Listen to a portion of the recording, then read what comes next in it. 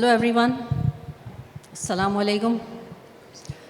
So first of all, I'm very excited to be here at the Data Next event happening in Dubai. My name is Kausar Jahan and I am the UX CX lead in Road and Transport Authority. Currently, I'm working with the Digital Services Department. And this topic is actually very close to me, which is about customers and users. It's one of my favorite topics to always discuss about. And I have three amazing panelists with me today who are going to contribute heavily into this discussion based on their experience in the field. They come from very diverse industries, one from engineering and of course with very diverse cultures as well. Not only they belong to UAE, but they have global experiences. So I would like them to please introduce themselves one by one and also tell us something which you have not put on LinkedIn and we don't know about you. Thank you very much, Kauthar. Hello, everyone. Assalamu alaikum. Bonjour. So you already have a glimpse of my background. So I'm Dr. Karim Houni. I lead digital innovation at Emirates Global Aluminium. For those who might don't know what is Emirates Global Aluminium, it's the leader on premium aluminium, and it is the biggest actor in the UAE regarding heavy industry, apart from oil and gas. And so I joined EGA 2 years ago, and I being adopted by this beautiful region, the UAE and West Asia, since 2 years. And I've learned a lot, both as a professional, having worked on data and digital for more than 20 years, and also as a citizen, because, man, this is really a country where digital and centricity is very important. So looking forward to having that discussion. Thank you. Hi, I'm Kuntal Malia. Good afternoon. I was just telling our panelists that if you're at the session before lunch, you have the added stress of ensuring that you're entertaining as well as informative. So that's what we're going to try and be. My background is in AI and data. I've been in this space since 2003, working in Silicon Valley, India, and in the UAE. A lot of my experience has been digital, but lately I've also gone offline. And it's been very interesting to see how AI gets applied in an offline scenario and what it can drive. So I'm hoping I can share some of those insights out here. What may not be apparent about me from LinkedIn is that I actually grew up in Dubai, went to school out here years ago when it was a radically different city. So it's really exciting for me to see how the city has evolved and what keeps happening out here. Thank you. Thank you. Good afternoon, everyone. My name is Rodrigo Domingo. I am Chief of User Experience, and I am from Argentina, so buenas tardes. Salam alaikum.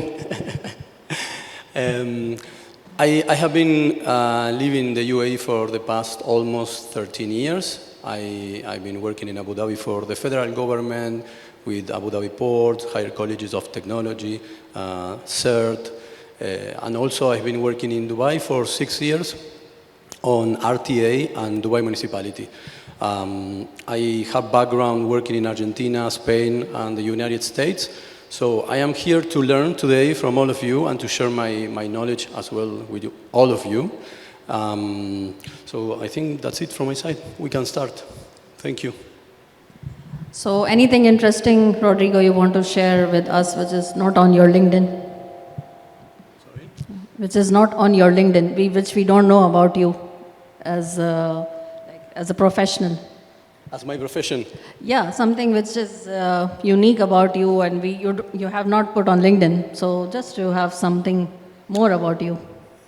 Well, I started working as a software developer.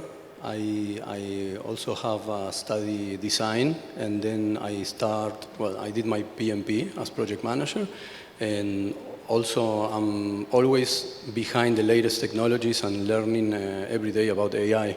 Thank you for asking. Yeah, because which is, sometimes, we have some hidden talent, some hidden passion, which we are normally not practicing within our jobs. but it is our like hobby or which we always want to pursue. What about you, Kuntal? Anything which you want to share? Something interesting about you? As I said, I grew up in Dubai, so that won't be apparent in my LinkedIn. I've lived in over 5+ countries, and I'm hoping to live in many more, or at least travel quite a bit. I'm very fond of traveling. Great, great. That's me also. So, but what about you, Doctor? Well, I've already shared that I'm Yes, French, you- so it's a joke. My Yeah, apologies for actually. that. No, something that might be interesting is that I tend to take the excuse of working in digital and being customer-centric to try to convince my wife that I'm allowed and it's a good thing if I play video games at home, because this is how the young generation spends sometimes. So I'm convinced to buy an Xbox, but I can hardly work more than that with my wife to really have the PlayStation 5. So that's maybe the anecdote. Great, great to know this. Okay, so let's start with some serious topic now.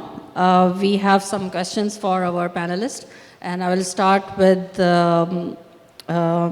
Kareem. I will ask him something about what are the key elements of a customer-centric culture that organizations should prioritize during their digital transformation journey. Thank you very much for that. As I've shared, I'm working currently, my role is on digital innovation within the digital transformation department at Emirates Global Aluminium. This is a heavy industry actor, and we're more B2B than B2C.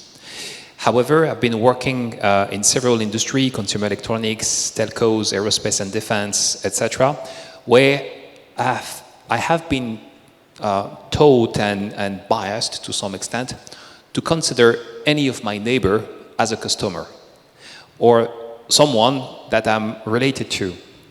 And so we have applied digital transformation by conducting it with an employee-centric point of view.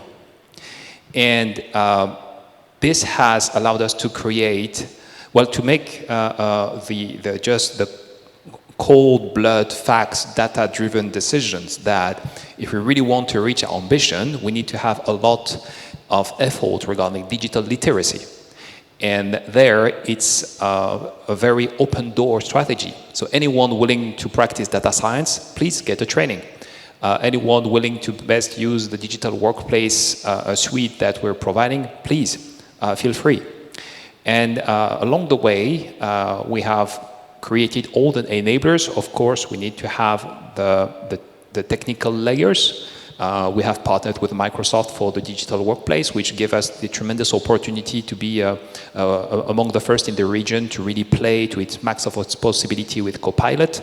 And so instead of saying, don't do this, don't do that, we're creating sandboxes and we're organizing hackathons. Typically on these ones, I'm very much involved there. And we apply the learning by doing. And along the way, this employee centrism has created a natural tendency to customer centrism. And so even with our customers, even if we're B2B, we're having the same approach, because when you have done kind of intellectual fitness, it's just like fitness. You cannot hide the muscles. They're here. And so the way we approach the discussion with our customers or our partners is now fueled with those new ingredients that we have. So what are you expecting from me? What is your unique expectation proposition that will become a unique selling proposition?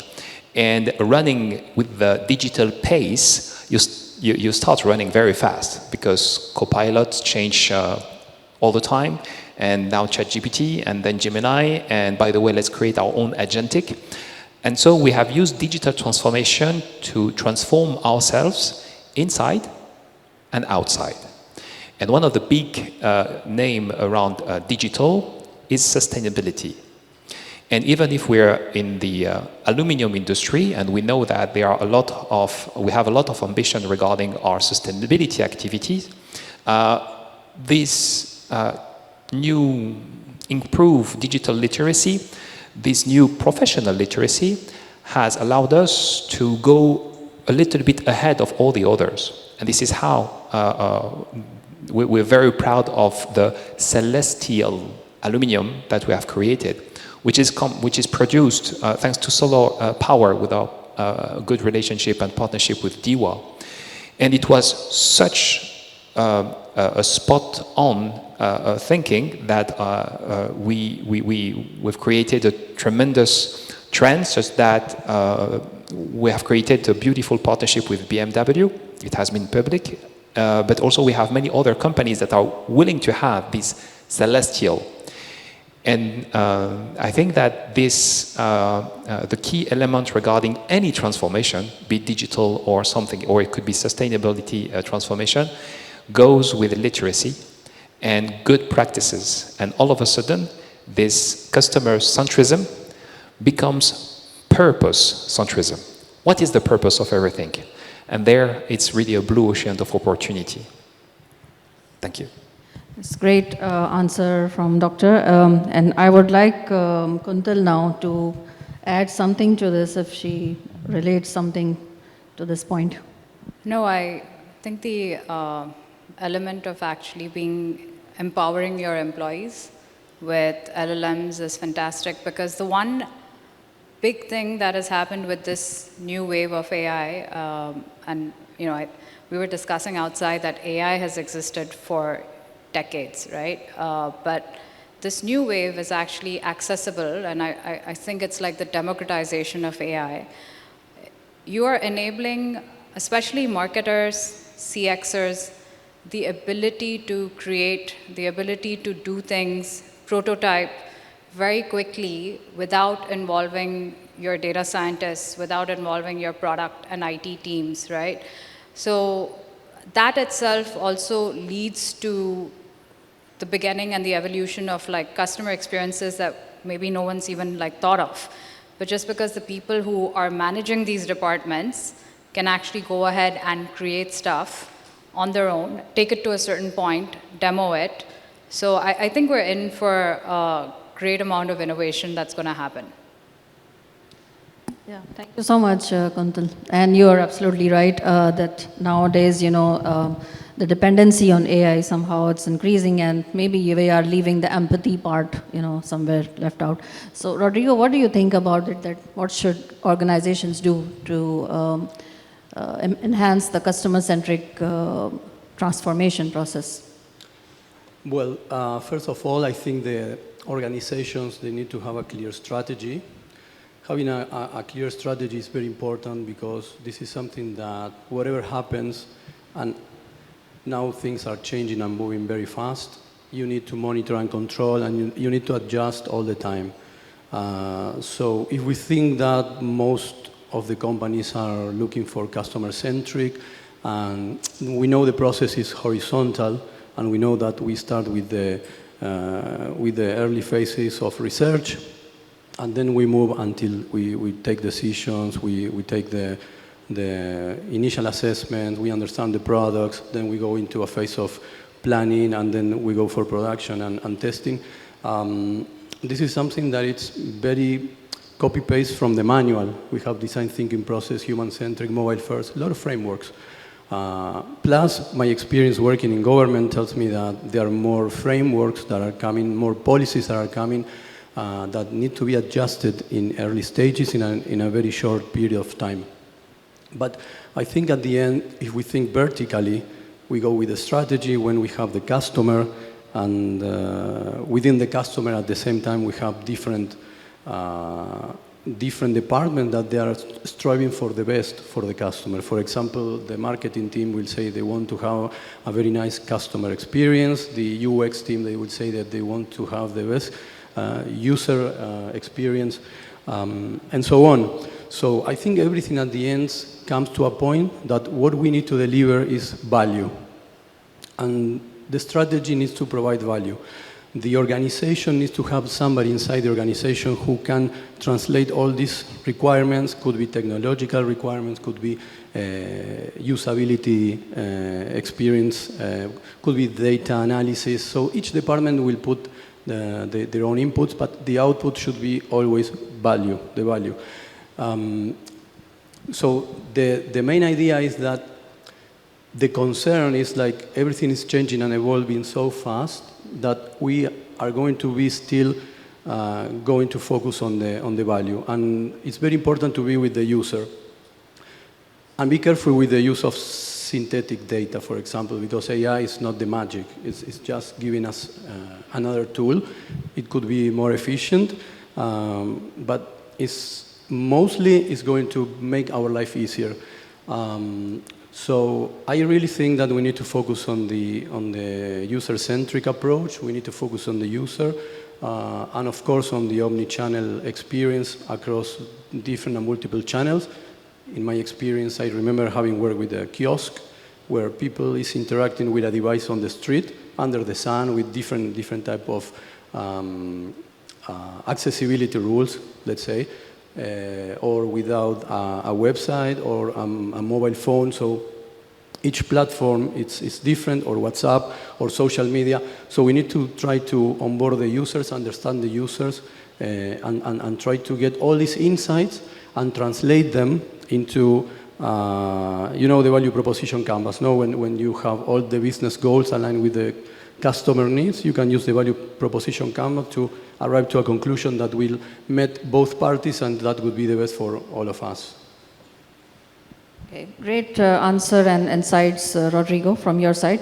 So I will continue from you only, because that point which you raised, that's absolutely right. But what about the customer feedback and how the organizations should actually enhance the process of gathering customer feedback and enhance them and analyze them actually to ensure that their digital strategy is aligned with the evolving customer expectations? Because nowadays we have a lot of generations, so it's not like, okay, you're targeting only one segment and you are done.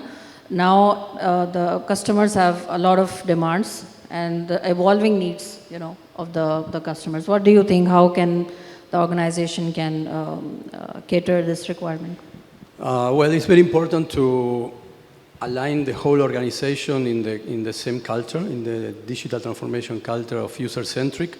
So align them means that they all understand technologies, they all understand the same language, they all understand agile methodologies. They need to understand that agile is something that could change whatever is coming. They can revert the impact, they can assess risk in advance. So the whole culture and the whole organization should be focused on the same vision. Apart from that, getting the insights from customers, there are a lot of tools and techniques like interview, focus groups. At the end, it's just try to understand what are the customer needs, not only using quantitative data, also qualitative data. No? Having a customer journey with their mindset, understanding their feelings, their pain points, understanding what's on their minds. And it's incredibly valuable, the amount of information you can get from at least 5, 6, 7 users, because the perspective that each of them will give you is nothing related with what the business or the product owner has on their minds. And when I was working in RTA, we built together with Kauser the Customer Experience Lab. It took like a couple of years to make it happen. But in the Customer Experience Lab, we can invite people, we can run different sessions, and there is a glass in the middle, so you can have a very nice interview with the customer. And on the other side, the business owners are there, and they cannot believe what they are listening from the customers. Exactly. It's unexpected for them. Yes, it's totally unexpected. I think the next challenge will be, and this is something that happened in Argentina. There was a pilot phase that they tried with a call center agent, that they put an AI running and answering the phone calls. There was a very old lady calling, and she was talking to the AI, and suddenly she started asking for an agent. I want to speak with an agent. So they transferred to an agent without telling that the previous one was an AI. After speaking with the human, after 5-10 minutes, she was saying again, no, just give me back with the previous person, because she was understanding me better. Wow. So how can we let her understand that it was an AI, it was not a real person, to a very old people, no? So I think the challenge in the future will be the AI will not replace us. I think the people who is asking for the AI will replace us. So the empathize part, also the agent covered very well. That's why the old lady, you know, actually she... It was very well Yeah. trained. Wow. So that's amazing, guys, and also eye-opener for us that we have to improve our ways to ensure that our customers are well covered, well satisfied. By the way, any one of you knows how many generations already, customer generations already are in the market nowadays? I recently found out that there is a Gen Beta as well. Alpha maybe we have heard about. So now we have Gen Beta also who are born in the year 2025. So just imagine, like in just 5 years, well, now we are moving to a new generation. 2000 was Alpha and now 2025 is Beta. Okay. So I was Yeah. just going to add, you know, I think given how competitive markets are becoming, right, it's actually important for customers to, I mean, sorry, for companies to constantly monitor what is happening with their customers. And, you know, so, I mean, companies that actually go ahead and, you know, take the time out to do surveys and interviews and all of that is great. But that, again, happens periodically, whereas things are evolving very quickly. And there are tools in the market where customers are giving you signals and feedback about what's happening, right? So be it your Google reviews, your Amazon reviews, be it what's happening on your site, they come in, they browse, they drop off. There's technology available now to hear the interactions between customers and people at your offline locations, and that gets bubbled up to let you know what are the distinct patterns that are taking place, right? When you combine the what and the why, and think about feedback not as a metric such as NPS and NSAT, but say that, okay, can my feedback be a design input? Can it actually be a way that I think differently about my process, my product, my service? I think that's when you kind of see true customer centricity coming into an organization. And we're at a point now where it's, I wouldn't say it's easy, but it's much more easier for companies to do than it ever was before, thanks to the tools that are available in the market. Great. Thank you, Kuntal, for adding into this topic. Very useful insights. Absolutely agree with you. Now I have something for Dr. Kareem. I really wanted to know your thoughts on this because since you're talking about EGA, you know, your experience with EGA, and EGA, no doubt, is a very big organization and from long time in UAE. Can you share some examples of successful customer-centric initiatives which you have taken, you know, in EGA, and are there any measurable outcomes you have achieved? Thank you for the opportunity. I've mentioned the case of for the B2C part, the aluminium that we're producing with our partnership with DIWA, which is called Celestial. And where is it coming from? Very simple. In some places in the world, there is a regulation that is pushing industries and companies to lower their carbon footprint. And so there was a market pool to have this ability. And we here at the UAE have a unique opportunity to transform the very generous sun that we have above our heads to really connect the dots and to produce in a, I don't know if it will be a sustainable way because I'm pretty cautious on this one as I'm not an expert, but we have a very strong ambition that we turn into action that we have made public during the COP28. So this is one example. The second example is also on the sustainability, under the sustainability umbrella, which is our really big ambition on recycling aluminium. So aluminium is very much infinitely recyclable as soon as you do it. And to do it, you need to collect it. And there is a massive ambition for the UAE and the region, the GCC region, to really streamline it. So you might have noticed more and more selective tracers here and there. But in backstage, we're building the biggest recycling facility here in the GCC. And the point is really to go towards this recyclability.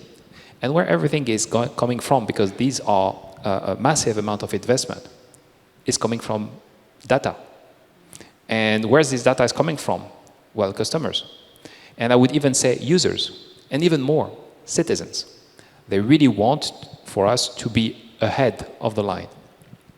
And this was doable in the past. It's just that now it goes very fast as soon as you have the right digital backbone, because you can connect through WhatsApp group to really have that focus group that allow us to understand what is happening. Of course, our customers are doing that, but now we can partner with them because we are having an access to a region which is very much educated and digital and very much front runners on digital technology and even the ambition. We're not targeting here in the UAE to the moon, we're targeting Mars and beyond. And so this efficiency on being able to answer what customers, what citizens are willing, is always doable with pen and paper. But it goes so much faster when we have the proper enablers.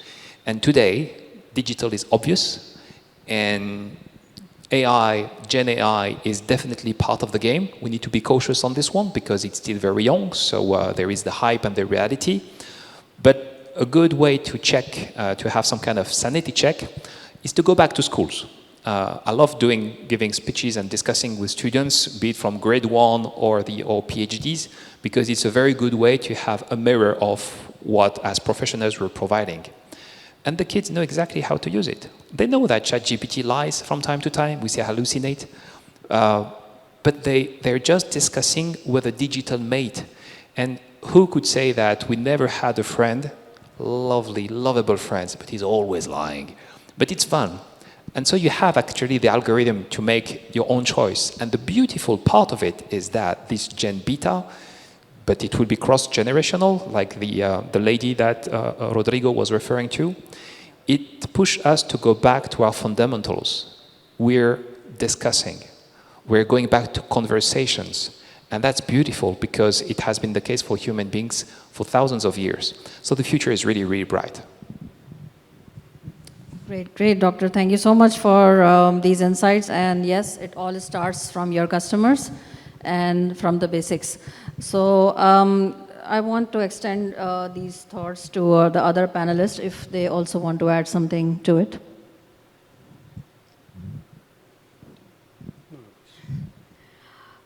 No, I think, what you've talked about makes absolute sense. And I love the idea of like talking to kids and seeing how they view this new technology or the wave that we're in, because that kind of also opens up how things are going to be, right? What may seem fascinating for someone like us, you can see that for them it's kind of like, oh yeah, this makes sense. I was expecting something like this to come along. I've seen that with my nephews and nieces as well, that this just seems like something they know is going to happen.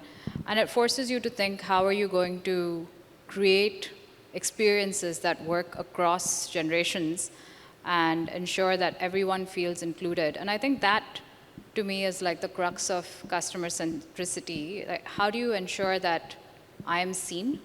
How do you ensure that I'm relevant? How do you ensure that what you're building is inclusive, regardless of who you might be? Yeah, so Kuntal, I'll continue with you right now with another thing which is more related to, because since you are from the retail background and you have maybe discovered this side more, that's why I want to start this question with you. So what do you think about data-driven personalization and how it plays an important role in enhancing the customer experience? What do you think, how it will help the organizations? Actually, I mean, I'd love to see a show of hands. How many of you have been hearing about data-driven personalization for the last 10 years or more? Everyone. So I think I remember reading about data-driven personalization, CRM, one-to-one, when I started my first job at PwC in 2000.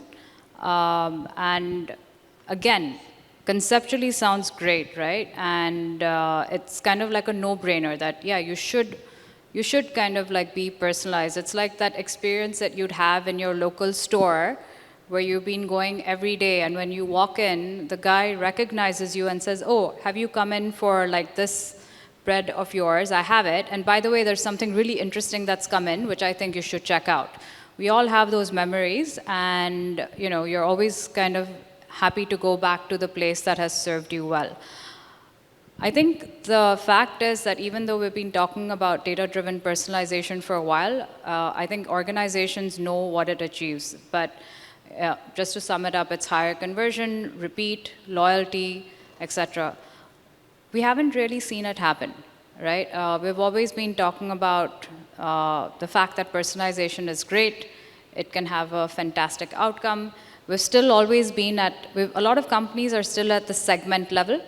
At least we've moved from mass marketing to segment or personas.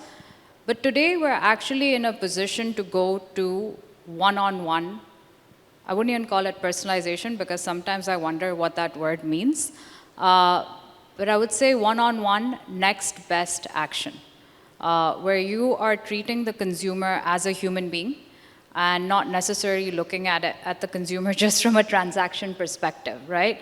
And I think there are 2 or 3 things that are influencing this movement to come in very strongly. I'll talk about the ones that I find the most exciting. One, around the world, consumers today are exposed to products like ChatGPT, Claude, other LLMs, right? And the experience is very rich. The experience is personalized. They feel they're actually talking to someone who gets them. Now, when they come to your site and when they have an experience that is suboptimal, there itself, there is a challenge. The other element that I think has come in is around the fact that if this is what's happening, right? This is the external world that the consumer is experiencing. Companies are being forced to understand and say, okay, what do I offer this consumer? How do I ensure that this consumer will stay with me because this is what they're seeing outside? So I think these 2 factors are actually coming into play very strongly and changing how people think about data-driven personalization. And the third one, which is actually the enabler. So you may have conceptually thought about doing one-on-one. The problem is, how do you do it? It sounds fine if, let's say, you have customers, a customer base of 100,000, you still may be able to do one-on-one without going crazy. You go into millions, how do you ensure that you get a message which reflects where you are in your customer lifecycle journey, what you might go in for, or should you get a birthday message, or should you get a festival message, or should you be told, just take care of I'm wearing shoes and I work at a shoe retailer, so should you take care of your shoes? How do you actually do all of this, right? And today, actually, it is possible. So with Gen AI, you're in a position to actually have content that caters to that one-to-one action that I spoke about. You have now the emergence of agentic platforms that will determine whether you should get message 1, message 2, or maybe get no message at all, right? We've been bombarding you too much and you shouldn't get anything at all. So I think these elements are bringing the conversation of one-to-one personalization, or what I say one-to-one next best action, very much into play. The second part of the question was, how do companies how the organizations implement this implement it? So I think, first of all, when it comes to AI or any large transformation initiative, right, there has to be commitment. There has to be leadership commitment, organizational commitment to it, because it is a long haul, it is expensive, and it has a lot of implications across the board. Number one, the thing that comes into place is your data, your infrastructure. Is your data unified? Are you able to understand what the consumer is doing offline, online? Are you able to identify their transactions, their browsing behavior, tie it in, and create what we call CDP, right? So a customer data platform. That's, I think, the number one. Two, with what also comes in as, I think, contrary or maybe as a counterpoint, your data may not reflect what you have done or what you want to do, right? So what I mean by that is, and we had this experience ourselves, we thought about next best action as in terms of a message that we wanted to send across. But if throughout the history, all I've been doing is sending customers promotional messages, I'm not going to see anything that suggests I should send this customer, hey, how are you? Are you taking care of your stuff? I will not see a non-transactional message and the impact of doing that because we've never done it. So your data is going to reflect what you've done. It doesn't necessarily reflect what you want to be. And I think the way forward is you don't necessarily get stuck into that, right? You figure out that this is where I want to go, maybe conduct A/B tests, see what's happening, and then build on your strategy. Don't stop just because you don't have something. Continue forward, but build the path ahead as well. I think that's the most critical thing that I can say in this journey. The other aspects are around, transparency. There's a lot of compliance coming in, and I don't think customers actually resent personalization, but they resent not being told what's happening, right? So there is a need to be transparent, what we also say be responsible. And then I think finally at the end of the day, it's also ensuring that it's not just, the user is not just a data point, they're a human being. So what do you do to kind of make them feel recognized? What do you do to kind of make them feel special and understood? Yes, and adding to what Kuntal said, don't irritate your customers too much by sending message every day that you have 600 dirham fine, please pay it. So these things, of course, are overloading customers with information and too much personalization. So, okay, coming back to our last set of discussion, which is about omni-channel experiences. And I would love Rodrigo to start with this point and give his insights. And then Dr. Kareem, I would love you to continue with Rodrigo on this. So how the businesses adopt new technologies and how they can ensure that the team remain aligned and focused on delivering omni-channel experiences for customers. Thank you, Kausar. As I said before, related to the omni-channel experience, this is something that the personalization is not going to stop in one platform, should continue in the rest of the platforms for the onboarding until the end. Especially, just to give you an example, for example, when you are using Google Maps, searching for a coffee shop, for example, and then you go to your laptop and you continue your task there, you will see that your search still is there. So the omni-channel experience should always be consistent across the whole experience. And this is something that should not be related only to the UX. The user experience should be also part of the customer experience. Now, when we say the customer experience, we are talking about a wide aspect of the trip for the customer. So if something is physical, it's part of the customer experience. If something is digital, for example, it's part of the user experience. But everything should be taken into consideration. I heard recently there is a new concept coming that was taken during the pandemic. In the future we will be interacting with physical and digital experience. So they just merge it, and it's something like phygital.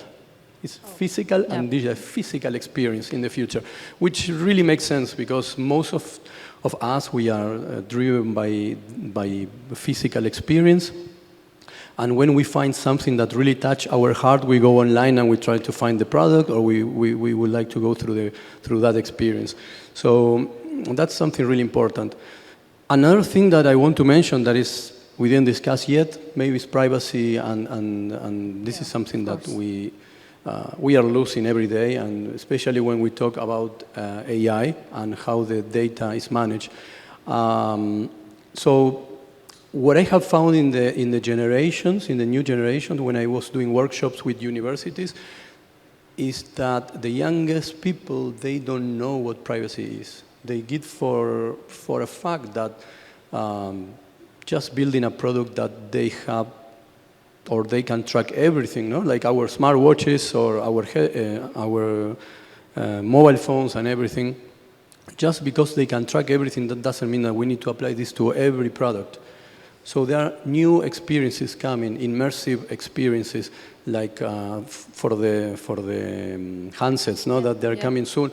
So there will be a lot of mixed realities as well. So we need to be very careful with that, and we need to consider all this, all the privacy in this, because it's something important. And one more. Just to add Yeah, to your point, now I heard that I think a very famous brand, I forgot the name, but they have introduced a sort of glasses from which you can take pictures without the consent of the other person. So Yes. it's going to be crazy, actually. Yeah, true. The glasses are maybe the next technology that's going to be developed by Meta, by Apple, and this is, yeah, so absolutely, this is coming soon. Always the technology is coming in a very big way. I remember being here in the country, and there were a lot of things calling, for example, for the metaverse. There were calls for the NFTs, then the blockchain, now the AI. So every 2-3 years, a new technology is coming, and it's disruptive, and everyone is running behind. But we need to, as I said before, no, we need to always try to think which is our strategy and focus on the value that we are providing. Especially for the people, for the tangible people. And just to ask you, Dr. Karim, about the same, like what do you think about delivering a cohesive omni-channel experience for customers? Thank you very much. And to continue the message from Rodrigo on some new concept, when I was working in consumer electronics to create connected appliances, the whole point was to be able to understand what we as users, fathers, husbands, wives, how do we behave at home such that we provide the last carrots that you're missing for your soup because you want to do a soup as you always do in the winter when it's very cold. I know it doesn't apply here, but in France it was very, very much important. And all of a sudden we had a map of behavior across the globe. And so while we were working on that with some good or really great results, I've discovered a concept which goes along CRM, so customer relationship management, a tool, a framework to answer this customer centricity. The other one was the mirror, and it was theorized as VRM, vendor relationship management. And the whole point was that at some point, we users of digital services, but not only, will consider ourselves as provider of high quality data to vendors. So with whom I want to partner. And just to give you an example, I personally partner with Google because I'm using Gmail, etc. And so I rely on them to ease my login experience because it's bothering to remember passwords. So this is a vendor relationship management. And maybe the new generation, I would even say the new habits of all the generations, it's just that the youngest are more exposed to the newest, and for the others it's different, but will come maybe at the same plateau. Maybe we're picking with whom we're okay to share data, and with others it will not be accepted. So it means that as provider of services, or as vendors, or as professionals, we need to understand that the way to reach the users, the way to reach the customer is very different. So maybe beyond omni-channel, there is an omni-channel map that needs to be done. And maybe the next, surely the next game will be as it happened in the 90s and the 2000s around search engine, that we needed to partner with the search engine to have search engine optimizations to better understand the users. Maybe the agentic platform, we know a lot about these new behaviors. So there is a new optimization around that will allow us to have a better understanding, but also maybe a better relationship with those provider of data. they need to be willing to provide the good quality data. And if we have CRM and VRM working together, it might be very interesting. Thank you so much, Doctor. And just we came actually to the end of the session, and I'll just mention some key takeaways from this valuable discussion, and then we'll go for Q&A session if anyone has questions, but we will maximum take 2 questions because of the time. So our key takeaways are, of course, ethical centricity, because now AI is everywhere, it's evolving. We know we have to adopt it. Of course, we have to, but we have to do it with responsibility and reduce biases. Plus, the omni-channel customer experience should be enhanced and customer-centric with empathization. Not just like we are behind tools, but of course the empathy side should not be ignored. And that leads to the data-driven personalization, which is very much required. Of course, going forward, customers will require actually more ease, and they just want something which just tells you what to do. So this is growing, and of course, definitely it leads to the customer loyalty to your brand. Plus, we discussed the importance of analyzing and implementing customer feedback in our experiences, which is very much required because customer comes first. And now I am open for a couple of questions from the audience. Please feel free. Check. Okay, that's perfect. We'll start off with him and then we'll move on to you. Thank you so much for sharing this valuable and important knowledge with us. My name is Wissam. I am from Axella, Middle East. My question is related to something that I hear between time to time. Everybody talks about everything in data, but they are missing one thing, which is data adoption. What I mean by that, currently, and I'm talking from a deep experience and deep knowledge. As we speak right now, there are a lot of people, end users, officers, especially from organizations, they are drowned and they have a lot of pressure trying to handling the daily life, the daily support, the daily operation, the daily tasks. And they are hearing everybody talks about the beautiful of data and how we manage data and AI, but how this reflects to their daily life, I think, I'm not talking in general, but 90% it's nothing. They just hear about these dreams. Do we have some real accurate statistics about how data adoption on the government? We are talking about the daily transaction, and officers, he come in the morning and he drinks coffee and he see like 10, 20 tasks to do this today, and he has a lot of pressure from the management. I think these people, they are poor people. The beauty of the data and AI, the credit goes only to the higher management and the top management, and some department like strategic department and data management department and on the organizations. But still, we are in 2025. I'm not talking about 5 years or 10 years ago. We are still, and I'm talking from the experience I work on, still there is no much development on the daily life from the officers on the organization. I hope my question is clear. And I wish to have an answer on it. Thank you. Yes, Mr. Wissam, I think you're talking about the employee experience part. Okay. So I would like some of my panelists to, if you would like to answer the question, who wants to? Thank you.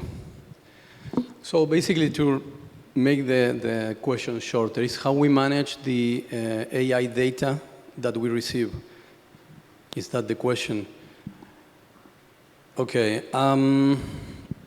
In my experience with the government, they are launching now new strategic departments to manage AI data. Personally, I was not involved on the department that is related to managing AI data. But I can speak about the source of the data. So when we collect feedback from the customers, this data is coming from real interviews. It's coming from the stores, usually for the Google Store and the Apple Store. So we can receive thousands of complaints and positive or negative comments. So at the end, what you have is a very big mass of data that you need to cloud it in a word map or do something just to understand this data. Of course, using AI can short the bridges and make it even more simple. But based on my experience, when I was working with Shell, that is it's a mobile app. It's related to mobility. We receive a lot of data, especially from customers that were not happy with the service, with the taxis, and our main goal was just to reduce the issues with the people that they were taking taxis. So sometimes having a small accurate point of customers, they will give you the same amount of, for example, 7 customers, they will give you the same result of more than 1,500 customers, because at the end, it's a relationship.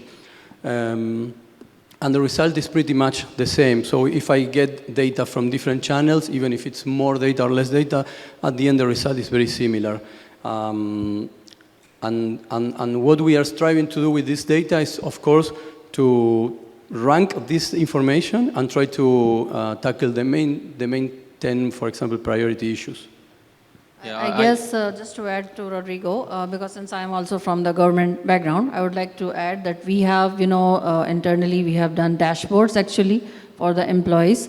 Plus there are certain applications which are like totally related to the employee part, like what you have to do, what is pending from your side, or these type. They are already working on it, and there are much enhancements now in terms of employee experience within the organization part. So I hope it answers your question. And yes, it's not the one-day job. Of course, Kuntal said, I would actually request Kuntal to maybe add something to it, because the data it's not like one-day job that you find out and you come up with a solution. But, it is ongoing. Small comment. Yeah, I agree with you. The impact on the public users are huge. Yes. But my concern is the people, the employees on the organization, especially on the government organization. What they were doing 10 years ago, they are doing same. And I think on the coming 5 years, they will probably still do the same task, the same job. So when the data, the word of the data can positively change their life. I can speak a little bit about this, but as I said, it's a journey. It's not something overnight. It's not even, there are a lot of things that are actually coming up in this entire wave that's going on. You're absolutely right. Productivity can go up, efficiency can go up, and it should. At private companies, there are a lot of concerns around data privacy, data usage, data leakage, right? When you're actually going ahead and using LLMs and other AI tools, in a government sense, it'll actually go up further. So companies and governments are going ahead and investing in these areas, but they're also doing it carefully. The other thing that I have seen is not just at my company, but even at other corporates that I've spoken to, when LLM tools are given, or when tools are given to employees to increase their efficiency, they're not adopted, even if it's, let's say, in a small circle, right? And there are two things on this front. One, to adopt something, I have to take time out from my day-to-day to do it. I have to figure out how to use it. I have to embed it into my process. I might be used to, writing stuff down and typing something in, versus, let's say, something as simple as having a voice note to an LLM. So we're also talking about behavior changes that are coming in. So I think it's happening. One of the best things that I can kind of think about, and a lot of people may have experienced this or not experienced it, but I think somebody in my company was talking about it. They had gone through the transition or the transformation of, laptops, no computers to computers, right? No internet to internet. And these are massive waves. I've not been a part of it, but they have actually talked about how massive it was, and it takes a while. So all I can say is it's going to happen.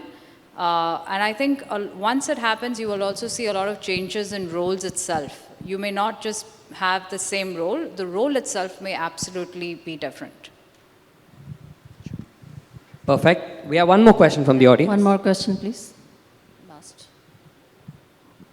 Thank you, fellow panelists. It was a great learning experience. I am Akshay, and I have a question for Kuntal. I want to know that what is the learning experience from the real world when you have implemented the agents for the personalized messages to the customer? As I said, I think one of the first things that comes in as a lesson is that what you have done in your past will reflect in your data. Your data is not going to tell you something miraculous, right? And a lot of companies are very clear about the fact that what they want to do moving ahead is very different from what they have been, which is great. But you need to recognize that your data is not going to necessarily tell you that. And you have the opportunity, therefore, to go ahead and create new data sets. Gen AI actually can help you on that front. Earlier, you may have needed lots of data to kind of come up with something on an algorithmic front. Today, you're in a position that even if it's not an enormous amount of data, but it's data that's in the right direction, you can actually go ahead and start creating new paths. So a lot of times, I do tell companies that don't try and make something of your data that doesn't exist. You're going to go in circles, right? But go ahead and set up tests and have a rigorous amount of A/B testing where you actually create data sets that are in line with what you're looking for. Perfect. I hope that answers your question. Do we have any more questions from the audience? Any takers? Anybody from the partner side who would like to ask a question? Do we have anything, or shall we conclude the session? Perfect. So then, a huge round of applause for the panelists on stage, ladies and gentlemen. This has been a very interactive session.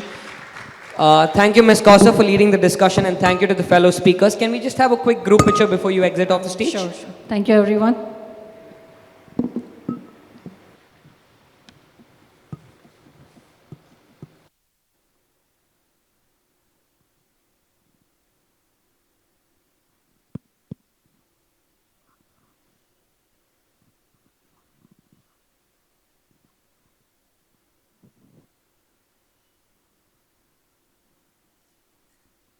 Thank you. With that, ladies and gentlemen, we come to the conclusion of the first half of the day. Lunch is now open. Kindly help yourselves. Thank you so much.